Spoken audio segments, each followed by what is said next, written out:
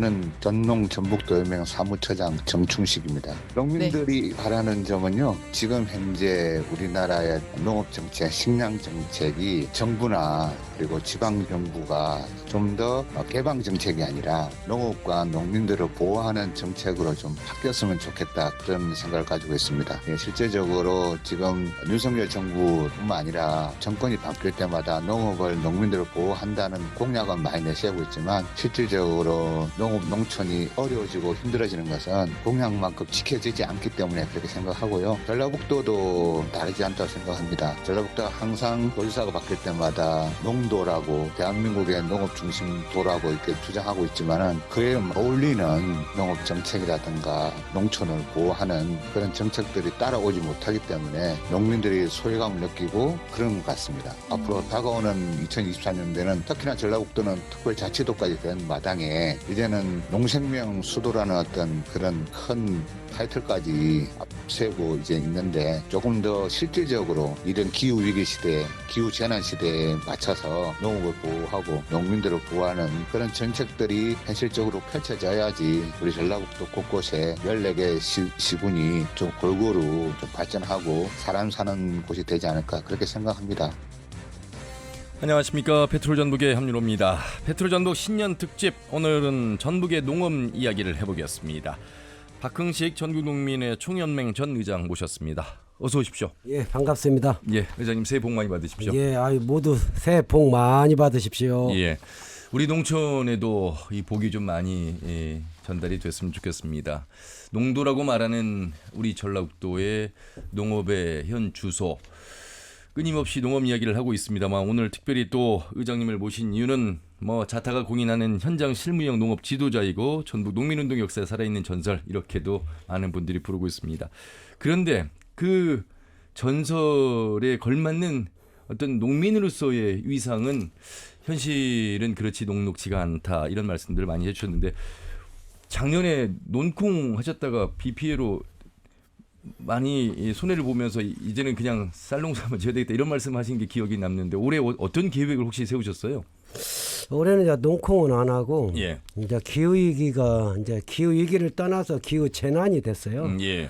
이제 하늘이 이제 80% 농사를 짓는 것 같아서 웬만하면 피해 가야 되겠다. 그래서 이제 다른 걸로 대체를 좀 하려고 하고, 어찌됐든 기후 위기 시기에 겪는 농민들은 너무 심각합니다. 예. 이를테면 지금 며칠 이제 요거 방송 때문에 몇 분들 쭉 지금 상황을 봤는데, 사과 같은 경우에 한 5,000평 짓고 있는 친구가 올해 탄저병 때문에 사과를 거의 다 따냈는데 전년 대비 3분의 1 소득이 감소했대요. 3분의 1. 가격이 지금 70% 이상 이 사과 가격이 올랐음에도 불구하고 예. 가격이 오른 만큼 농민들이 힘들다는 거예요. 소비자 가격이 높은 만큼. 그 이야기는 생산할 게 없다는 거죠, 결론은. 예, 그만큼 기후위기가 갖는 위기가, 복숭아 같은 것도 이 얘기 들어보니까 올해는 하여간 손해를 봤다 하더라도 지금 올겨울 이렇게 따뜻하다는 것은 잠을 자야 될 이 나무들이 잠을 못 자고 다시 깨어나서 그렇네요. 잠을 못 자서 만약에 마이너스 18도, 16도까지 갑자기 한파가 온다면 나무가 위험하다, 이제 이렇게까지 표현을 하더라고요. 그래서 지금 날씨가 이게 심각한 문제다. 마늘 양파 농가들 들어보니까 지금 너무나 웃자람이 갑자기 한파가 왔을 때 야들이 버틸 건지, 그렇죠. 이런 고민들이, 이 기후위기 시대의 농민들은 너무 조마조마합니다. 이게 어떻게, 지금 우리 집 마당에 철쭉꽃이 환하게 피었어요. 어이가 없어요. 예. 철쭉꽃이 환하게 피어도 이게 뭔 짓이냐. 이제 농민들은 기후에 민감하고 거기에 따르는 이 어려움이 계속 가중되는데, 정부 정책이 뒷받침이 안 되다 보니까 이게 어떻게 해야 될지 그런 부분이 있습니다. 기후 위기, 기후 재난이라는 표현 쓰셨는데, 네. 이 말을 이렇게 바꿀 수도 있습니까? 이렇게 되면은 기후의 영향을 받는 상황이라고 말씀하신 걸. 식량 위기, 식량 재난? 그럼요. 먹거리의 문제잖아요. 먹거리에 대한 문제가 단순히 우리나라만이 아니라 전 세계가 지금 기후재난 시대에 돌입하면서 온도가 올라가면서 작물 체계가 바뀝니다. 어느 나라는 가뭄 때문에 생산이 아예 안 되고요. 그다음에 어느 나라는 이 비가 너무 많이 와서 생산이 안 되고 각 국가마다 지금 재앙을 받고 있는데 그러면 식량 수급이 세계적 식량 수급이 원활하지 않다 보니까 예. 물론 코로나 시대에 식량 위기가 우리나라도 왔지만 이 기후 변화가 더 심각하게 올 거다. 그래서 어떤 일이 있어도 국민들의 기본적 식량을 확보할 수 있는 체계는 그래서 식량 작업이 중요하다고 요구하는데 지금 내년도 예산을 농림부 예산을 보면 거기에 따른 준비는 없습니다. 내가 봤을 때 심각해요. 제가 이 진행자로서 대선 토론을 보고요. 네. 또 총선 지금 이제 얼마 남지 않았잖아요. 네. 그런데 그 정책과 공약이 중요하잖아요. 지금 하신 말씀들 다 공감하실 텐데 아이, 그럼요. 실제로 대선 토론회에서 후보자들이 농업 이야기 질문하고 답한 적을 한 번도 본 적이 없어요. 예산도 반영이 돼야 되는 부분에서 이런 고민, 아울러서 기후 위기, 식량 위기, 이 먹거리 기본적인 부분들, 특히나 공공의 영역에 들어가 있는 핵심인데 왜 이런 말씀드리냐면 농민도 유권자시잖아요, 국민이고. 그러면 정치권에서 생각을 해보세요. 예. 농업 인구가 우리나라에 몇이나 된다고 표 아닙니다. 그 농업은 그냥 생존할 수 있는 것만 유지하면 되지 농민들이 잘 사는 거에 대해서는 관심이 없어요. 이런 부분이 이미 도래한 지가 오래되고 그래서 우리는 이제 지방자치 속에서 그나마 집불금이라든가 지금 지난해 그 도조례가 이제 그 농자재 예. 필수 농자재 지원 조례가 통과한데 내용은 좀 빈약하지만 어찌됐든 이제 도가 예산을 편성해서 자재값 올라가는 거에 대해서 지원하는 게 이제 어떻게 위원회에서 결정하겠지만 어찌됐든 뭐 각 지방자치에서나마 그래도 이렇게 저렇게 이제 정책들을 만들어 가는데 중앙 정부는 내년도 예산을 보니까 더욱더 심각해요. 예. 자, 이 뭐 총론에서부터 벌써 희망이 보이지 않는 농업, 농촌, 농민의 현실. 그럼에도 불구하고 땅을 놀릴 수는 없습니다. 이게 죄 짓는 거라고 말씀들을 하시잖아요. 그럼요. 땅만큼 정직한 게 없는데 그 땅만 믿고 이제 농사를 지을 수 없다. 이게 하늘의 이제 기후가 더 큰 걱정이다. 이런 말씀 속에서 30년 넘게 지금 농업에 종사하고 계시잖아요. 네, 36년 7년 이제 평생 농민운동 하면서 한 길을 걸어왔었는데 이제 자기감이 들죠. 아이고. 그래서 지금까지 농민운동을 한다는 것은 사회를 변화시키고 좀 더 나은 세상을 만들기 위해서 그리고 좀 더 농민들이 희망을 가지고 농사짓게 하기 위해서 내 모든 인생을 다 걸고 살아왔는데 자, 어디서부터 어디까지 이 농업 이야기를 한 해 시작하는 시점에서 해야 될지 저도 막막합니다만 총론을 잘 열어주셨습니다. 기후 위기로 인해서 이제 우리가 인간의 마음대로 노력해서 될 부분은 아니기에 어떻게 대처해야 될 것인가. 또 여기 기후 변화에 어떤 품종으로 어떤 방향으로 준비를 해야 될 것인가. 뭐 이런 이야기로 자연스럽게 질문이 이어질 것 같습니다. 예. 그래서 이제 저는 이제 기후 위기 시기에 대해서 나타나는 문제에 대해서 바람이 있다면 기후 재난이라는 것은 농업뿐만이 아니라 도시민들도 그럼요. 한꺼번에 물폭탄이 왔을 때 그 피해는 장난이 아닙니다. 근데 지금 현재 재해대책법이라든가 자연재해 보상법으로는 한계가 있습니다. 그래서 이제 새로운 시대에 국민하고 있는 기후 재난에 따른 것은 기후 재난 특별법을 만들어서 최소한의 기본적 국가가 책임지는 보험이 아니라 국가가 책임지는 자세가 바로 이게 단순한 복구가 아니라 이후의 삶까지 연계될 수 있는 것에 대한 직접 보상이 되지 않고서는 이제는 희망이 없다. 그래서 뭐 기후에 대한 것은 다 알고 있고 전 국민들이 다 알고 있습니다. 위기 시대라는 것은.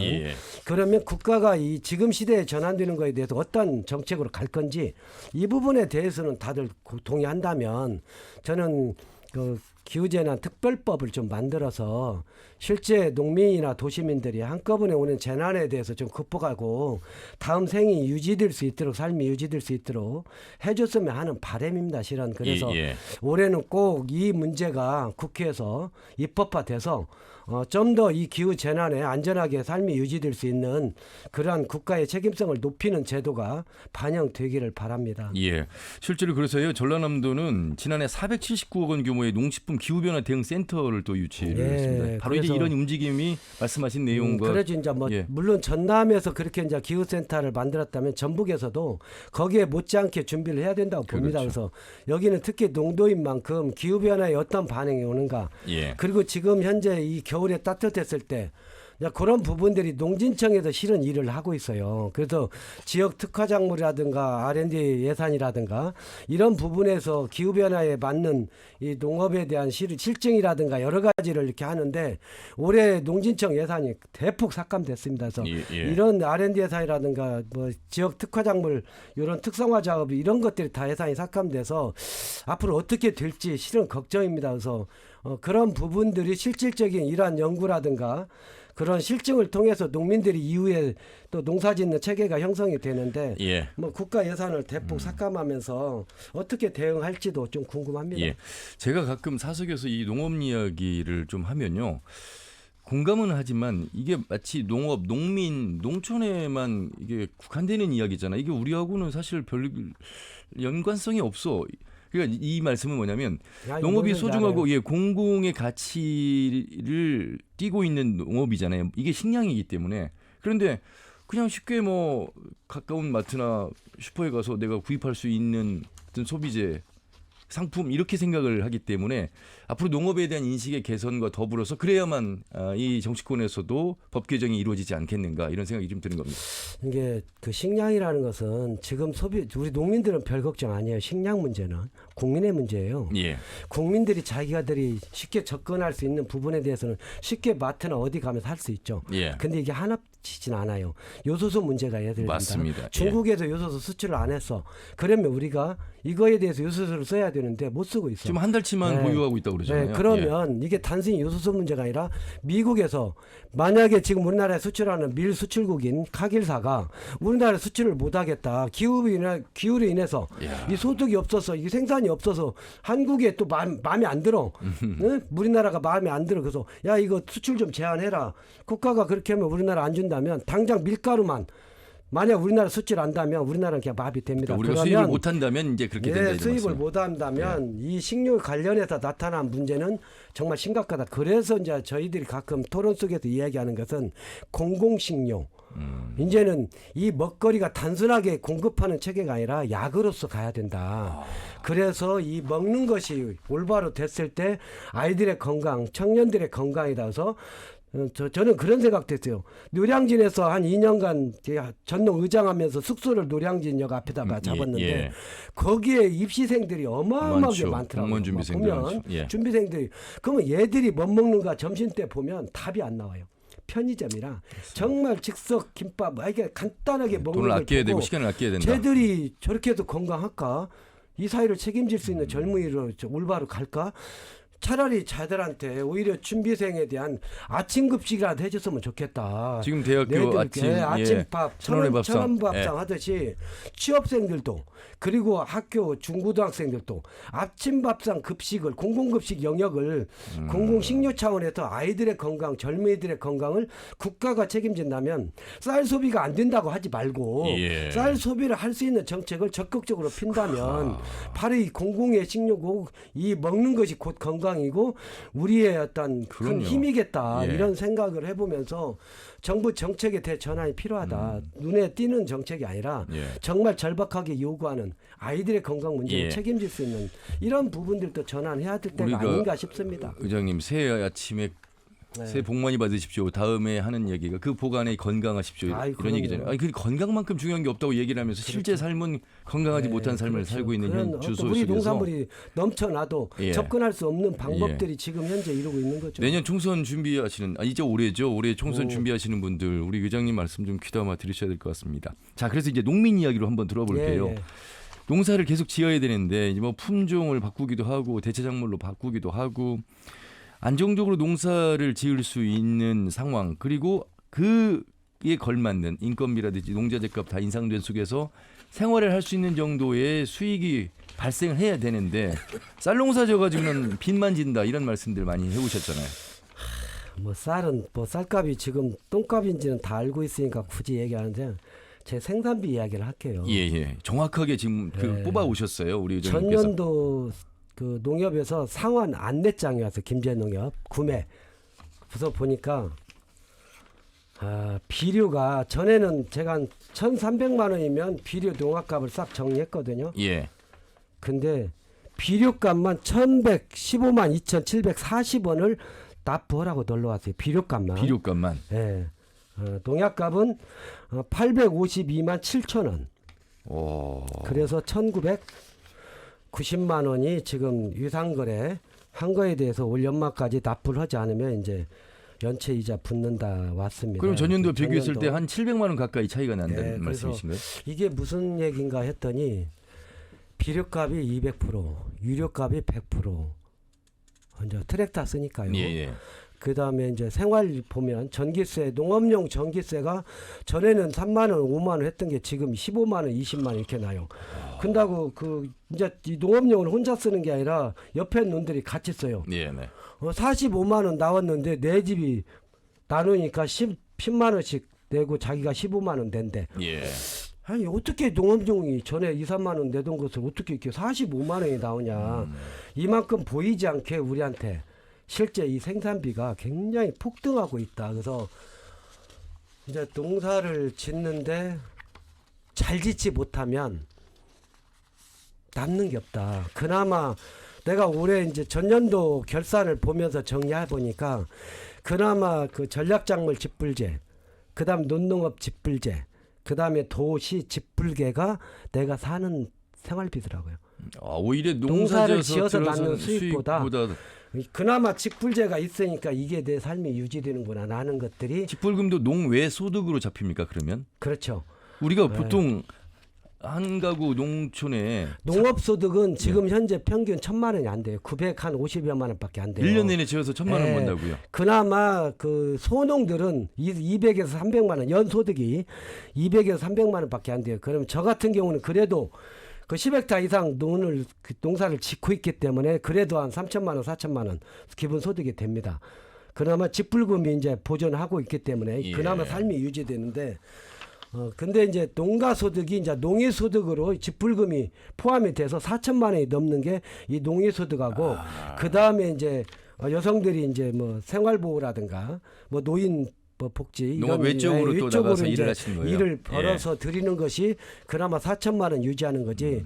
농업 자체로 소득은 지금은 현재 우리가 농업 개방이 지금 57개 나라고 수입 개방하고 WTO 이후에 FTA가 58개 나라 그 다음에 다자간 또 FTA가 체결하면서 진행되는 걸 보면 농사를 지어서 가격 경쟁력은 이미 끝났어요.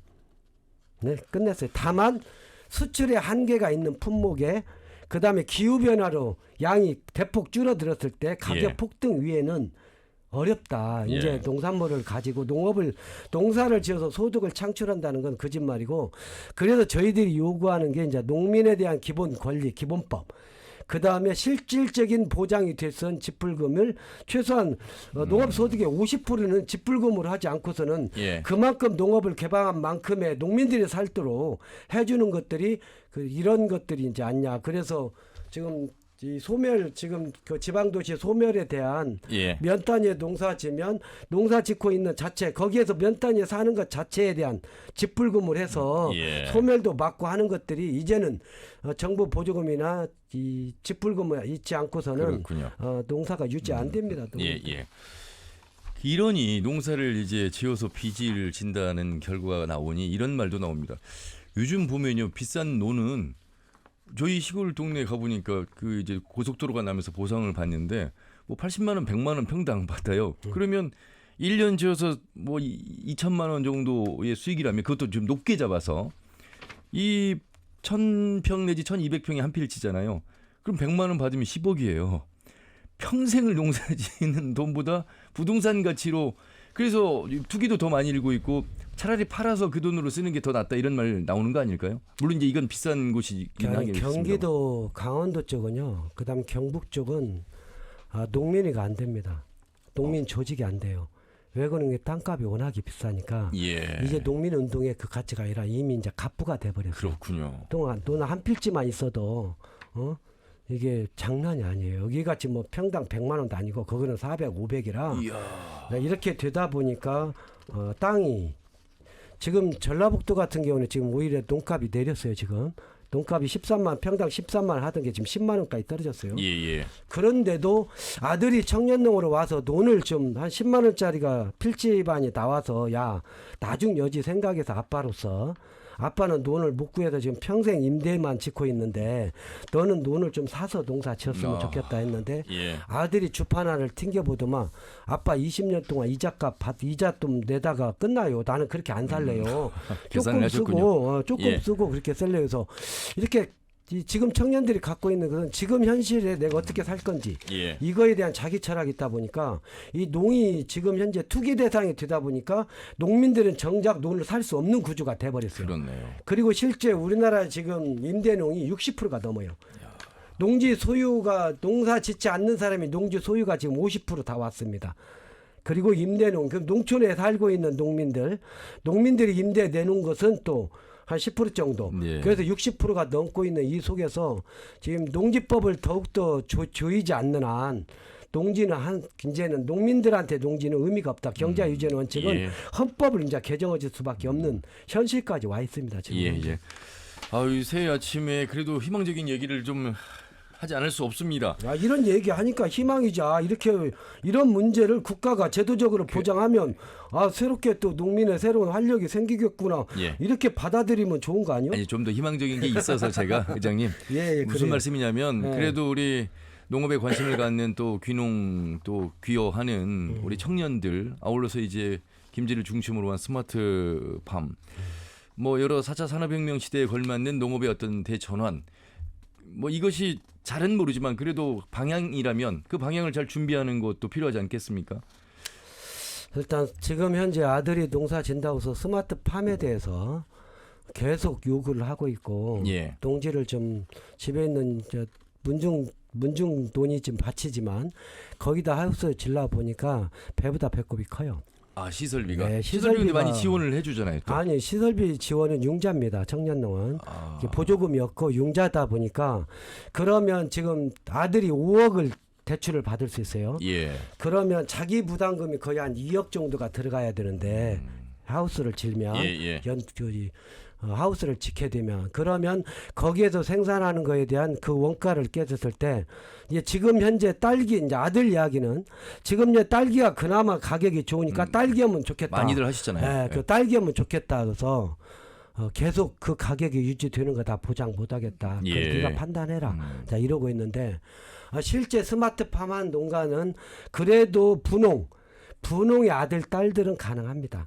지금 현재 근데 영세농의 젊은이들이 와서 농촌에 들어와서 스마트팜 하려고 하는 데는 이미 땅 구입부터 시작해서 예. 자체 할 수가 없는 구조입니다. 그러니까 여기에서 지금 다만 예. 이제 이야기하는 스마트팜이 앞으로 참 농촌에 생산 나름 이 품질이라든가 기본적인 생산량이 늘어나는 거에 대해서는 저도 동감을 하는데 과연 전체 농업 인구의 청년이들이 몇 프로나 할 수 있는 건가? 저는 이게 대안은 아닙니다. 예. 이런 부분보다는 오히려 지금 현재 하우스 농사 짓고 있는 사람들을 스마트팜으로 전환해서 아들, 딸들이 후계농으로 들어올 수 있도록 체계화시키는 게 오히려 더 예. 농촌 인구의 농촌 젊은이들이 들어오지 저같이 농사 규모가 그래도 있고 모든 장비가 돼 있으니까 아들한테 얘기할 수 있어요. 예. 그래서 내가 농사 짓는 거 논 일부 너한테 띄워줄 테니까 이건 네 몫으로 짓고 또 청년농으로 받은 놈 이렇게 해서 그러면 너는 살 수 있을 거다라고 이렇게 설득하니까 가능한 거지. 예. 그렇지 않고서는 이 스마트팜이라는 것은 그냥 듣기에는 참 우리나라도 이제 새로운 시대에 새생명 새농명 새생명 농업 예. 이렇게 얘기하는데 그것은 한계가 있다는 게 분명합니다. 아유 너무 현실적으로 뭐 설명을 해주시니까 충분히 이해가 되는 부분 어려운 현실은 여전히 진행되고 있다 이렇게 좀 이해가 되면서 자 농민으로서 36년 또 농민운동을 현장에서 계속 해오셨던 분으로서 누구보다 진솔한 이야기를 해주셨습니다. 새해 그래도 바람이 있으시잖아요. 우리 농업계, 농촌의 농민들의 지속 가능하기 위한 농업이 되기 위해서 어떤 또 바람을 또 갖고 계시는지 좀 들어보도록 일단 하겠습니다. 농민들은 생산비가 올라가는 거에 대한 답이 없습니다. 농가 부채가 계속 농사 지으면 빚을 갚는 게 아니라 농가 부채가 늘어나는 만큼의 어려움 속에 있는데 국가가 정책적으로 농민에 대한 기본 권리가 보장되는 기본법, 그리고 국민들의 먹거리가 너무 심각합니다. 국민들의 먹거리에 대한 먹거리 기본법. 그래서 지금 현재 우리 농업에 대한 모법은 농업, 농촌 및 식품산업법이 기본법입니다. 그러면 이것을 폐기하고 저는 농업-농촌 농민기본법, 그다음에 먹거리 기본법을 해서 이제 국민들의 먹거리가 좀 더 안전한 밥상, 예. 아까 얘기했던 공공식료가, 그래서 밥이 약이 되고 식탁이 약이 되는 이러한 시스템으로 이제 먹거리 부분이 전환돼야 되고, 농민들한테는 최소한의 권리가 보장되고 농업 농촌이 유지될 수 있는 이런 부분에 대한 국가 지원이 예산을 해야 됩니다. 올해 정부 예산이 전체 예산 대비 2.8%, 지금 올해 올랐잖아요. 근데 농업 예산이 5.7%입니다. 예. 근데 실제 이 예산을 보니까 지금 친환경 예산 잘랐고, 그 다음에 비료값 비싸서 아우성 치는데 비료값 예산 삭감하고, 지금 현재 정부가 기본적 예산을 다 삭감했으며, 다만 뭐 쌀 5만 톤을 해외 원주한다는 몇 가지 예산 올라간 것은 이미 50%는 다 또 해외로 나가는 이런 예산을 보면서, 실제 농업이 유지되는 것은 정책도 중요하지만 예산이 담보되지 않고서는 안 되기 때문에 예. 나는 국가가 더욱더 국민들의 먹거리 문제와 그대 농민들이 이 농어촌이 유지될 수 있는 것에 대한 이런 것들이 좀 예산과 법으로 예. 제도화시키는 게 중요하지 않는가, 예. 이런 부분을 좀 부탁드리는 겁니다. 단순히 표로 숫자 계산을 하지 마시고 앞으로의 우리나라가 살아가야 될 식량의 위기 속에서 국가가 주도하는 법 개정, 특히 예. 농민기본법, 또 기후재난 특별법을 통해서 다 같이 안전한 먹거리의 나라를 만들어 보자, 이런 말씀으로 이해하도록 하겠습니다. 시간이 다 돼서요. 의장님 마무리 말씀 간단하게 좀 해주시고 정리하도록 하겠습니다. 예, 뭐 농민만 어려운 게 아니라 모두가 다 어려운 시대에 정말 이웃이 중요하다고 봅니다. 그래서 나만 살면 되는 게 아니라 더불어 함께 살 수 있도록 옆 사람도 봐주고 함께 좀 위로가 되면서 새해를 좀 멋지게 갔으면 좋겠습니다. 예, 함께라는 말씀이 참 인상적입니다. 말씀 잘 들었습니다. 고맙습니다. 예, 네. 수고하세요. 자, 전국농민의 총연맹 박흥식 전 의장과 새해 아침 농업에 대한 이야기를 해봤습니다. 네, 우리에게도 닥친 기후변화 앞에서 우리 농가는 어떤 대응을 해야 하는 것일까요? 농촌진흥청이 기후변화 예상 시나리오를 기반으로 작물 재배지 변동을 예측한 결과를 내놨는데요. 국립원예 특작고학원 온난화 대응 농업연구소의 한현희 연구관을 연결해서 말씀 듣겠습니다. 연구관님 안녕하세요. 네, 안녕하세요. 예, 전국 농민의 전 의장이신 박흥식 의장과 말씀을 나누고 있는데, 이 기후 앞에서 이제 농사 짓기가 힘들다, 이런 말씀을 여러 번 강조를 해주셨어요. 아마 연구원님 누구보다 잘 아실 것 같고, 우리나라도 이미 이제 아열대 기후권에 해당하는 상황이어서 이런 변화들이 이미 일어나고 있다, 이렇게 봐야 되겠습니다. 일단은 지금 아열대 기후는 지금 저희가 분석한 결과는 한 11% 정도가 지금 아열대 기후에 속하고 있고요. 예. 이게 뭐 저희 2050년, 70년 가면 갈수록 아열대 기후는 더 많이 늘어날 것으로 지금 예상이 되고 있습니다. 예, 11% 정도면 그렇게 많은 퍼센트를 차지하지는 않습니다만 갈수록 이제 해당될 비중이 높아지겠다, 이런 말씀이신 것 같습니다. 네네. 일단 기후와 농업, 기후 변화 속에 농작물의 재배도 많이 이제 달라질 수 있고, 또 피해를 예측하기 어려울 정도로 피해에 대한 예방도 준비를 해야 되는 상황 속에서 어떻게 우리 연구원님은 실감하고 계실까요? 일단은 뭐 저희가 지금 작성한 뭐 재배지 변동 예측 지도를 보면 사과는 뭐 저희 2100년도가 되면 거의 뭐 이제 재배 적지가 없고요. 그래서 뭐 지금 아열대 지금 가수가 그 대신에 점점 늘어날 거고, 그 대신에 뭐 이렇게 피해 상황, 뭐 지금 온대 과수나 뭐 그런 거는 이제 피해가 더 클 수도 있습니다. 예. 지난 여름에 폭염호우특보가 잦았잖아요. 이런 날씨면 이제 과일도 채소도 자라는데 많은 영향을 받죠. 많은 영향을 받죠. 일단은 뭐 배추 같은 경우는 무름병 증상이 생길 수 있고요. 뭐 사과 같은 경우는 착색이 덜 될 수도 있고, 뭐 그런 많은 증상이 나타나고 있습니다. 예. 기후변화, 어떤 변화, 우리가 이제 단순히 온난화로 인해서 일어나고 있다는 큰 틀에서 이해는 합니다만, 농업, 농촌, 농민 입장에서 보면 이 기후변화가 각 농작물에 어떻게 영향을 미치고 있다고 이해를 하면 좋을까요? 일단 기후 변화에서 저희가 가장 많이 초점을 맞추는 것은 온도고요. 예. 이게 온도가 뭐 1도씩 올라가는 거에 따라서 작물이 반응하는 게 많은 차이가 났기 때문에 아마 농가에서도 그런 것은 아마 걱정이 많이 될 것으로 예상이 되고 있습니다. 온도가 올라가는 부분요. 네네네. 온도가 올라가는 부분, 그러니까 우리가 흔히 말하면 이제 겨울에 따뜻하면 안 되고 추워야 되는데, 그래야 나무도 쉬었다가 다시 봄을 맞이해야 되는데, 이런 어떤 변화들이 일어나고 있고, 또 냉해로 인한 피해도 있고, 상당히 뭐 1년 내내 어떤 이런 현상들을 겪어야 되는, 알 수 없는, 예측 가능하지 않는 그런 기후 변화, 이렇게도 이해를 하시고 말씀들 하시대요. 예, 일단은 저희 뭐 과수 같은 경우는 일정 부분의 저온이 필요하거든요. 근데 예. 그게 이제 기온이 올라가면서 그 부분을 충족할 수 있느냐가 문제가 되는 거고, 예. 저희가 가장 이제 염려하는 거는 기후 변화에 따른 이상 기상이 많이 발생한다는 거죠. 그래서 올 초에도 뭐 이렇게 말씀해 주신 것처럼 저온 현상이 일어나가지고 뭐 가수에 이렇게 꽂는 피해를 주고, 그렇죠. 그런 것도 이제 더 이제 이전보다는 더 자주 일어날 수 있다는 그런 결과를 지금 얻고 있습니다. 예. 몇 가지 농작물을 예를 들어서 실제 과일 재배지가 어떻게 바뀌었는지 말씀해 주시죠.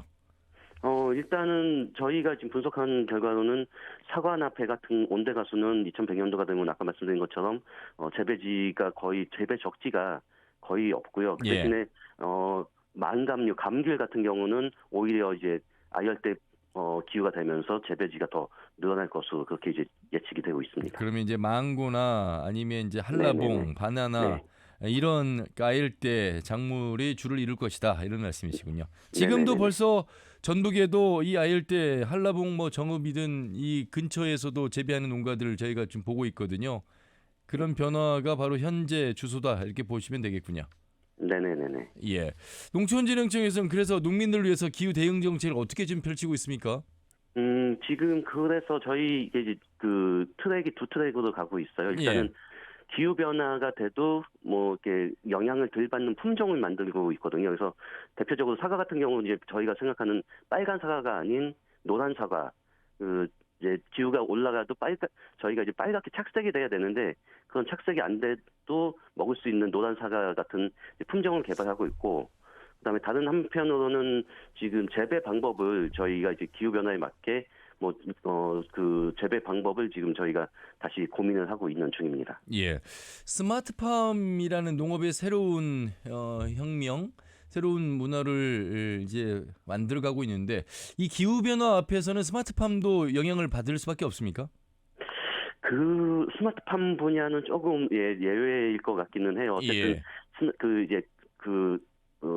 공간에 들어가 있는 거라서 기후 변화의 영향을 덜 받기는 하는데, 아마 이것도 저희도 지금 생각하는 게 기후 변화가 되면은 이렇게 여름에는 냉방을 해야 되고 겨울에는 난방을 해야 돼서 어쨌든 그런 비용은 더 많이 지금보다는 더 많이 들어갈 거로 지금 예상을 하고 있습니다. 예. 그래서 농민분들께서 이제 뭐 농작물 값을 제값을 받지 못하는 어떤 한숨 섞인 목소리도 냈습니다만, 이제 기후 변화 앞에서 이 피해를 벗어날 수 없는 상황의 걱정, 하늘에 맡겨야만 되는 그런 상황에서 한숨들을 더 쉬시는 것 같습니다. 어쨌든 이게 지금 현실입니다. 그래서 우리 농민들을 위해서 농촌진흥청에서 많은 연구를 하고 있습니다. 어떤 그래도 도움이 되는 말씀을, 또 희망이 되는 말씀을 해주신다면요? 저희가 있는 데가 온난화 대응 연구소거든요. 그래서 사실은 저희는 온난화가 되면은 아열대 작물을 더 많이 재배할 수 있는 그런 기회가 되지 않을까 싶기도 하고요. 그래서 그런 부분에서는 조금 희망을 좀 저희 입장에서는 그런 부분에서 이제 희망을 좀 찾고 있는 중입니다. 온난화 대응 연구소는 제주에 있죠? 네, 제주에 있습니다. 자, 벌써 이제 많은 변화들이 일어나고 있습니다. 이 변화 속에서 대처를 어떻게 할 것인가에 대한 이야기, 또 다른 예방책에 대한 목소리, 말씀을 들어봤습니다. 말씀 여기까지 듣겠습니다. 고맙습니다. 네, 감사합니다. 네, 국립원예특작고학원 온난화 대응 농업연구소의 한현희 연구원과 말씀 나눠봤습니다. 함께해 주신 여러분 고맙습니다. 함윤우였습니다.